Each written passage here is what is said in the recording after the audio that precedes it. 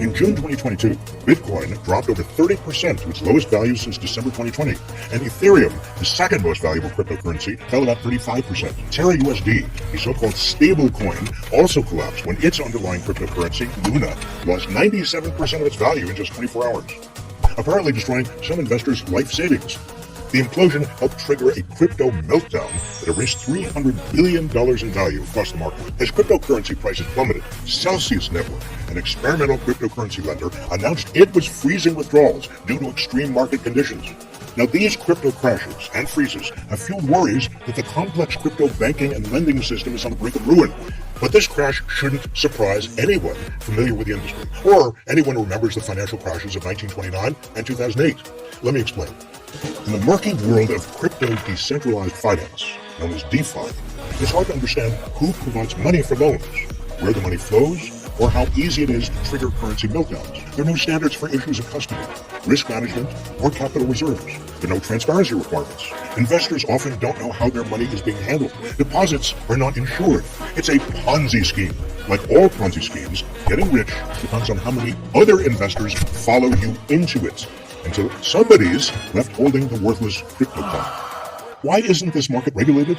Well, follow the money. The crypto industry is pouring huge amounts into political campaigns. It has hired scores of former government officials and regulators to lobby on its behalf, including 3 former chairs of the Securities and Exchange Commission, 3 former chairs of the Commodity Futures Trading Commission, 3 former U.S. senators, and even former Treasury Secretary Larry Summers. In the past, cryptocurrencies kept rising by attracting new investors and big Wall Street money, along with celebrity endorsements. What do you think? Are you in? You know what? I'm in. But all Ponzi schemes topple eventually, just like the Wild West finances of the 1920s. Back then, Americans were getting rich by speculating on shares of stock, as other investors followed them into these risky assets, pushing their values ever upward. When the toppling occurred in 1929, it plunged the nation and the world into the Great Depression. That crash resulted in the Glass-Steagall Act, signed into law by Franklin D. Roosevelt in 1933. Glass-Steagall separated commercial banking from investment banking, putting an end to the giant Ponzi scheme that had overtaken the American economy and led to the Great Crash in 1929. It took a full generation to forget that crash and allow the forces that caused it to repeat their havoc. By the mid-1980s, as the stock market soared, speculators noticed they could make even more money if they gambled with other people's money, as speculators did in the 1920s. They pushed Congress to deregulate Wall Street, arguing that the United States financial sector would otherwise lose its competitive standing internationally. The final blow was in 1999, when the Clinton administration succumbed to intensive lobbying and ditched what remained of Glass-Steagall. With its repeal, American finance once again became a betting pool.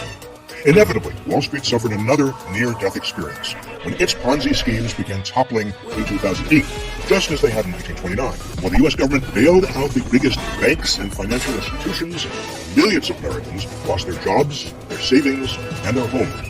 But only a single banking executive went to jail. In the wake of the 2008 financial crisis, a new but watered-down version of Glass-Steagall was enacted, the Dodd-Frank Act, which brings us nearly a century after Glass-Steagall to today's crypto crash.